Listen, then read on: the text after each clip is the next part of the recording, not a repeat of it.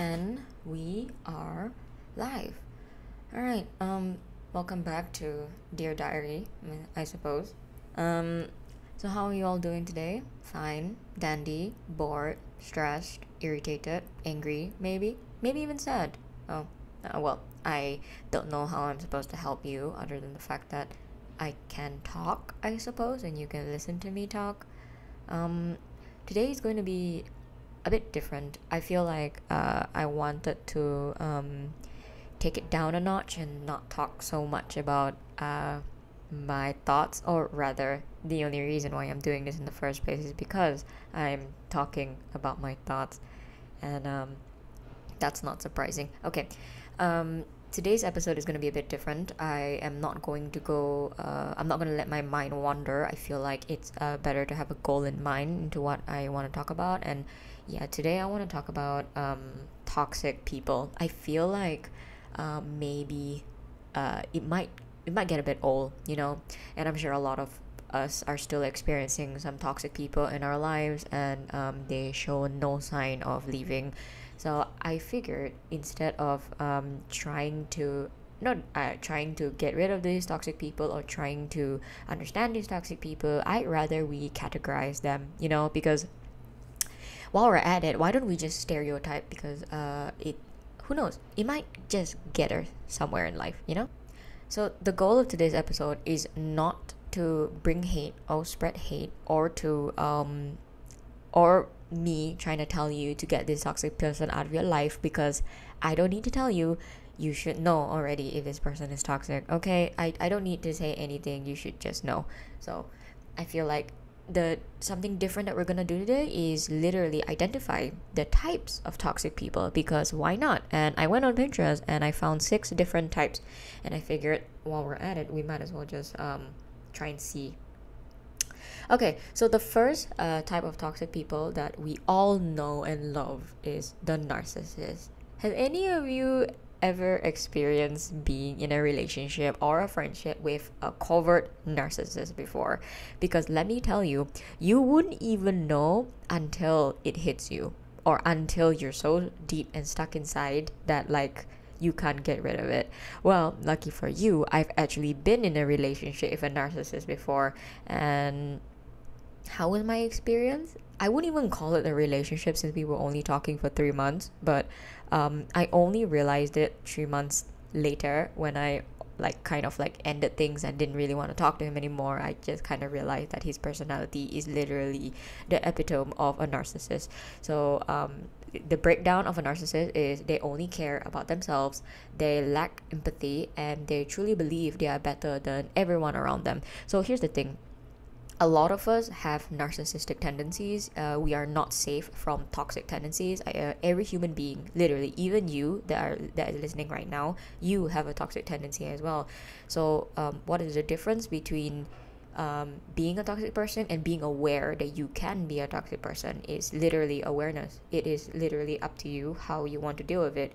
So let's say, for example, that you do have the narcissistic tendencies. It is up to you to be very aware of that and to control those tendencies, because sometimes we can just let it bypass us and it's not necessarily something good.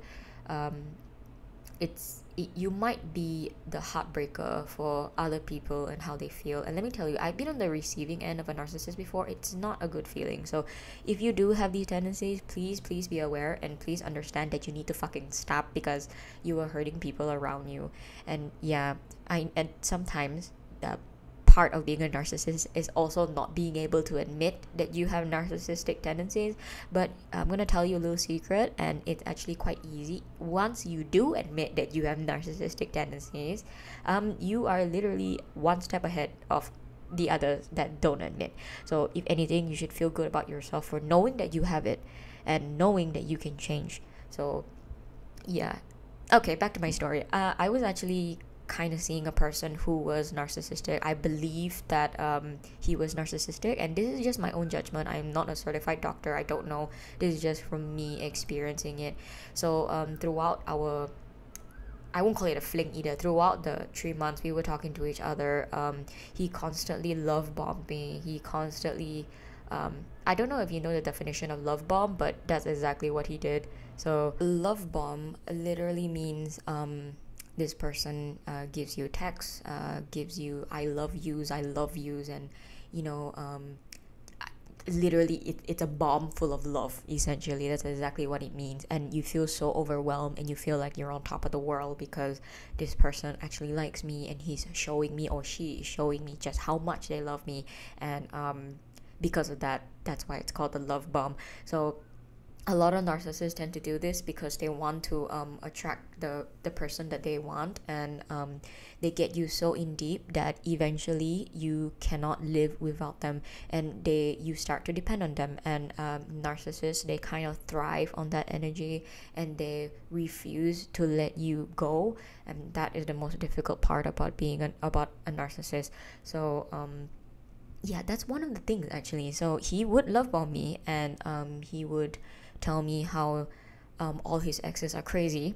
That should have been a red flag, honestly. But your girl here, she wanted to see where the relationship was gonna go. And if you know me, I generally do try in relationships, and I only stop trying when I admit to myself that it's not gonna work. So in that sense, yeah, it took me 3 months, and I don't think it was even 3 months. I think it was a month and a half before like I had to go into quarantine lockdown because it was COVID that time, and I was stuck in a hotel for 2 weeks with my sister. And luckily, in those 2 weeks, I had a lot of assignments to do, and it really took my mind off of the things that happened. Like for example, one day he just stopped texting me, he stopped replying, he stopped being understanding, he stopped love bombing. So that is usually a sign that they're bored and they're kind of moved on.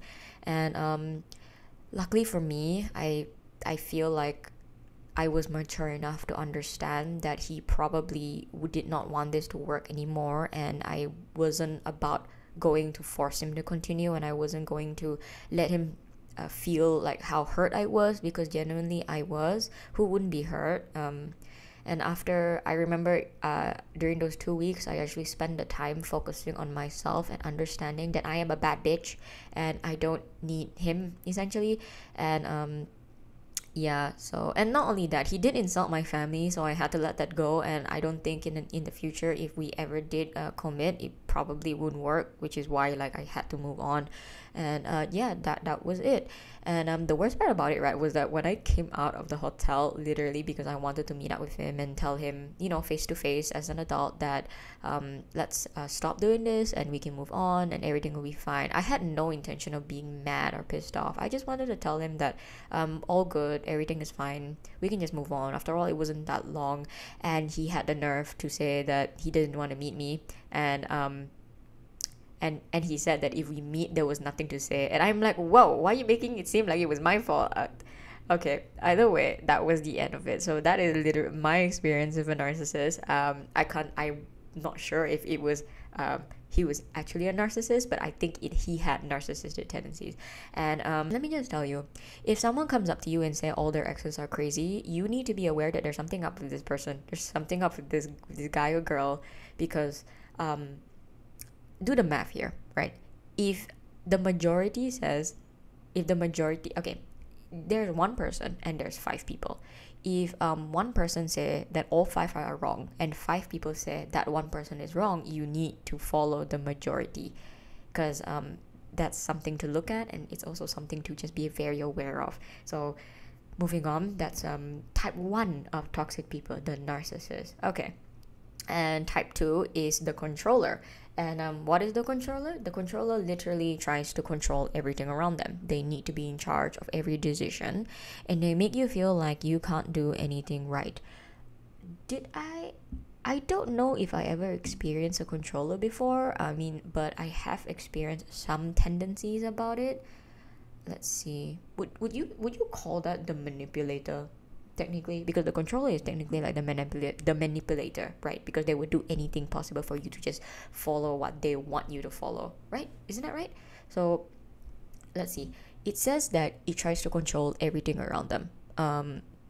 maybe it means, okay, I guess it means like whatever decision you choose to make and whatever things that you want to do, you can't even do it because these people will just knock you down and make you feel like shit. They make you believe that you can't do anything worth your time and you're basically like useless.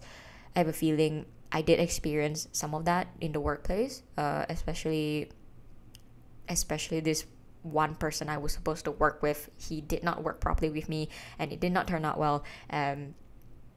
I just think like when you're in the face of facing with these toxic people, you need to understand that you are not wrong and they are literally a projection of themselves. They are projecting your insecurity on you, especially if you're in their radar, and it is nothing to feel sorry for. You have nothing wrong with you. It's just how certain people operate, and sometimes you can't control how they operate. They might think like this is how I need to do it in order to control their life. So basically them trying to control you means that they wish they could control themselves that way. So yeah, it basically means that they lack control. They control everything but they lack control themselves. So that is it, I guess.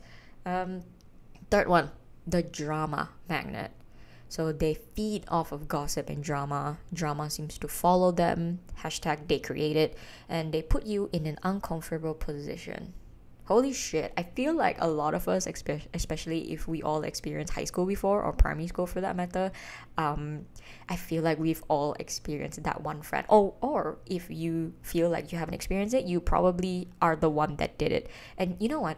I'll be the first to admit, sometimes liking drama and being involved in drama, it may sound fun, it may sound like less boring because sometimes life tends to get boring and you want to do something. And yeah, that's also being toxic, by the way, if you want to experience drama. You see, I always tell people, like, if your life is boring right now, that means it's good. That means you're not experiencing any drama. And when you do experience drama, you tend to wish that your life is boring again. So you need to understand that sometimes no drama is literally better than drama. You don't want that feeling again and again, and it's annoying. I've been in the neck deep of drama before, and let me tell you, it's not a good feeling, especially when everyone around you seems to leave. That's another story that I'll get to soon, or one of these days, honestly. But other than that, right, feeds off of gossip and drama. I don't think I feed off of gossip or drama, or I don't think anyone with a right brain. Okay, no, that is a misconception. I think everybody feeds off of drama and gossip because that is literally the entertaining part about our daily lives. Especially when you're a student, you have nothing better to do, and that is literally what you want to do. So, admittingly, I think if we're being honest with ourselves, we do enjoy listening to these type of things because we're so bored and we got nothing to do with our lives. We're only human. What did you expect? So, just be aware of that and just make sure that you are not the one to start drama. You can listen to drama, you can formulate your own opinions, but don't ever overstep, especially if the drama revolves around others. If it doesn't revolve around you, do not be such a busybody and involve yourself, because that's just stupid. Okay, drama is drama for a reason. It's kind of dumb. All right, just make sure that you don't involve yourself, that you don't start anything, because if you start something, that means you are the drama magnet. And honestly, no one wants to have that. It's kind of like example, I used to have a best friend, or back when I was in high school, I used to have a bunch of best friends, and she would always stir drama. I don't fucking know why. Is there a reason why some people start drama in the first place? Are they just bored? It could be that they're just bored. The fact that you have time to start drama just means that you have too much time on your hands, and you should probably do something about it to make sure that you don't do it. It's a bad habit to do. Do not do it. It'll hurt people in the end, especially when you manipulate the audience and you basically lie. Especially when you have friends, you lie and you talk shit behind your best friend's back, and it kind of feels really shitty, not gonna lie. So don't be that person. It's bad. Don't be toxic in general, okay? So the fourth type of toxic people is the energy vampire. Oh my god, I feel like we've experienced so much of this, and I have two opinions about this. The first opinion is the general idea of the energy vampire, which is, well, they suck your energy dry. The second opinion is, depending on your personality, sometimes the people that you hang out with, even though they're not trying to be the energy vampire, they just don't jive well with your energy, and because of that, they become energy vampires to yourself. On that note, the characteristics of an energy vampire is literally drains you of energy, overwhelms you, creates problems, and feeds on the negativity. And not only that, they criticize and bully you. I feel like the criticize and bully you is kind of everyone who is toxic. They have that. So I don't know. The topic of being an energy vampire is kind of a slippery slope for me because I feel like sometimes you can't control the people that you hang out with. Example, if you're a student and you have to do an assignment with a group, sometimes this group they drain your energy regardless of what you do, and that's not something you can control because you are forced to hang out with them because you need to, because you can put aside your differences and understand that you need to be professional in some things. And I'll be the first to admit, I'm actually very, very selective of the people that I hang out with. I don't hang out with a lot of people. I can count on one hand how many people that I actually enjoy seeing, and the rest I consider them as colleagues slash friends. Honestly, I think I only have two best friends that I can talk to, honestly. And no complaints here. I'm not pointing any fingers. It's just sometimes when you hang out with certain people, you just feel so drained and you just feel so dried out that you need to take a break and you need to stop seeing them for a few days because that is the only way for you to control it. Honestly, this year or last year, the last 6 months of last year, I literally spent the time just understanding and admitting that I don't really like people. I don't like to hang out with people that waste my time. I'd rather just stay at home, or I'd rather spend that time doing something else. And sometimes it's a bit harsh to admit, especially when my friends, or rather I have a very good friend who how do I say this, she's my best friend, and she says that she hangs out with people because she wants to, and because she wants to identify, and because she just wants to hang out for hang out. And I can't do that because I overthink, and I can't hang out for hang out because I need to, like, I don't want to waste my time. Essentially, that's my problem, and that's okay. I think that's just part of it. And yeah, that's the topic of energy vampire. It makes you feel like shit, honestly. I have had friends that literally would suck me dry before. It is terrible. Absolutely terrible. You do not want any of that. Get it out of your life. If you can't deal with this person, like I said, even if they're not toxic, their energy just might not jive with you. If you can't deal with it, just leave it. Get rid of it. You don't need to continue being friends. Just be professional and be you, and you should know what you're doing. I feel like we're all old enough to understand that sometimes the bad things are not good for us, okay? The fifth type of toxic people is the compulsive liar. They tell white lies constantly. They manipulate and gaslight you, and they are the master of guilt trips. I think, yes, I used to have a friend that was a compulsive liar. He wasn't, I don't think he was aware that he was a compulsive liar. He was a compulsive liar because I think he wanted to show to us that he was good, that he had everything under control, that he had all the money in the world, that he spent so much money on like all branded stuff. I think I don't blame him, you know.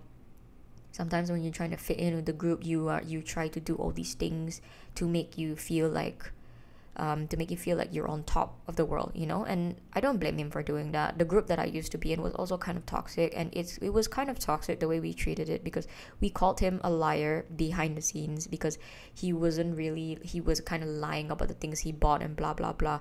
But honestly, who's never done that? Who's never lied about buying expensive things or buying stupid shit? Like, who's never lied about that? Who's never lied to get into a group? Like, I don't get it. You want to jive well, you want to follow the herd mentality, of course you're going to do that. So I wouldn't call being a compulsive liar bad. I would say being a compulsive liar would be bad if you're just telling stories and if you're hurting people along the way just for the sake of dramatizing the whole thing. I think being true to yourself and being well aware of your indecencies can be helpful in the long run. And honestly, once you start lying, it will be impossible to stop. That's why it's called being compulsive. So if you realize that you're a compulsive liar, maybe try to analyze certain things and try to see that it's kind of stupid and dumb. Maybe the reason why you compulsively lie in the first place is because you're afraid of telling the truth. And what is the truth? You are afraid of letting people know who you really are. You think that by letting people know who you really are, they might criticize you. But let me tell you, they're going to criticize you regardless of what you do, okay? They're going to make you feel, if you're in a group that's toxic, regardless of what you do, you will never fit in because they're already toxic for a reason. You will never fit in. You will never feel better of yourself until you step out of it, okay? And you know what? Being a compulsive liar is much worse than being yourself, just FYI. So what if people say you're weird? So be weird. No one gives a shit. You know, we live in 2023, and it's literally, it's a new time, okay? There's no effort and there's no time to waste about being someone else. In this case, being yourself, okay? So just be yourself. So the fifth personality type is the green-eyed. They cannot be happy for other people's good fortune. They play the victim. They minimize other people to feel better about themselves. So essentially, the jealous bitch. I don't know how I feel about this one. I think a little bit of jealousy is healthy because it means that you're human. But this is kind of like, doesn't this just means that you can't you can't function without other people misery? You would rather other people be the misery one than anything else. And playing the victim, so essentially you're talking about someone who stirs up drama, lies, and then play the victim because that's just how they work. Yeah, I've met a lot of people that are like this before. It's kind of dumb and stupid in my opinion because they started it first, and they are the ones that essentially they played themselves. And I don't know, do you even have the energy and time to play yourself? Like it's actually like, I don't know, like how much effort do you have to take? Like how much time and mentality do you need to have in order to have that type of energy to manipulate and to be jealous of someone else? Dude, while we're on the topic, if you're jealous of someone, maybe stop and try to ask yourself, why are you jealous of this person? You're jealous of this person because they have a nice bag. You're jealous of this person because their life seems so much better than yours. Look, it's okay to be jealous. The dangerous part about being jealous is letting that get to you and you projecting it to others. You can think about it, sure. Sometimes I look at someone with a good bag or a nice shoe and I'm like, shit, I really want that. But you don't see me go up to them and say, hey, will you buy that shoe? Very nice, huh? Your parents must have a lot of money, huh? I don't talk like that. Who talks like that? Dude, sometimes do not let your inner monster come out to ruin things. You know, it makes you look like a terrible person. And you know, if you're doing it in a way of hurting others, that's on you. I can't defend you, okay? So I guess I want to say, if you're aware that you have these tendencies, and I'll be the first one to say it, I have those tendencies too, okay? Sometimes all the little things I say, I have those tendencies too. But suffice to say, I am confident to admit that I have spent quite some time healing and being aware of these tendencies and admitting at times that I am wrong. And I know it's scary to admit that you're wrong because, hey, let's just forget about it. But sometimes forgetting about it doesn't end well, you know, because the problem is always there. You can't sweep things under the rug because the more you sweep things under the rug, the more the lump grows and the more you're gonna trip and fall flat on your face, all right? And no one wants that. No one wants to trip and be flat on their face because at that point, that just means that you're already lost, okay? And maybe you are the toxic person. Maybe you realize that everyone around you is straying away and you're wondering to yourself, what is it that I'm doing wrong? I think during that time, it's time to take a step back and literally analyze the things that you do. You can be better. You can be good. It's not hard. It's literally ego. It's your ego speaking if you find it hard. It's not difficult to wake up one day and not be a bitch. It's not difficult to wake up one day and not make people's life miserable. I feel like everyone is so caught out of trying to follow the herd mentality that they kind of forget who they are, and they kind of forget that when you're born into this world, you're not automatically toxic. Toxic tendencies are formed when you hang around with the wrong people and when you listen to the wrong things. That's how toxic tendencies happen, and that's how you become a toxic person. And I don't think, okay, take a look at yourself. Look at yourself in the mirror and ask yourself, if I ever have a kid one day, do I want my kid to act like this? Because I sure as hell do not want that. Okay, I sure as hell do not want my kid to act like that. Usually, if I find myself doubting and if I find myself wondering if I'm being a toxic bitch right now, I would look in the mirror and be like, nope, this isn't gonna work. And I'll reform it and I'll make sure that it won't happen again. But I'm not perfect, okay? We're all human. It's not gonna work out sometimes, and that's okay. I I think these categories are really, I'm sure there's a lot more categories, I'm sure. And I think being aware is one step forward into understanding that there's certain things that you need to change about yourself. Okay, and that will be all for today's episode. I've always wanted to see how I felt about certain things, especially looking at that once, and just seeing how I felt about it. I don't think you know what, it's kind of impossible to escape toxic people. Eventually you're gonna come about and find them, and I'm very, very good at avoiding them because like I said, I couldn't be bothered at the moment. So even if they're being toxic, I still don't give a fuck because I have other things to do. And you know what, this mentality is what kept me sane, but that's just my personality. It might be different for you, so maybe try to see what works for you and try to see what works for others. And I always say this, it's kind of stupid, but sometimes it's better being alone than to be surrounded with toxic people. Because at least when you're being alone, you don't have a lot of people telling you their opinions, and you don't have a lot of people talking in your ear. You can actually do things yourself and make decisions yourself. The toxic thing about being by yourself is kind of obvious. You'll be by yourself, and not only that, if you heal the wrong way, if you understand things the wrong way, you might end up becoming even more toxic than those toxic people. So just be aware of the inner healing, and if you don't know, ask questions, ask opinions from your family. If your family is toxic, ask opinions from other people. Just be smart, okay? Not everyone is born dumb.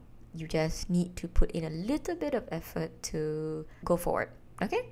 So that's all from me today for this episode. Hope you enjoy this. I will see you guys soon. Bye.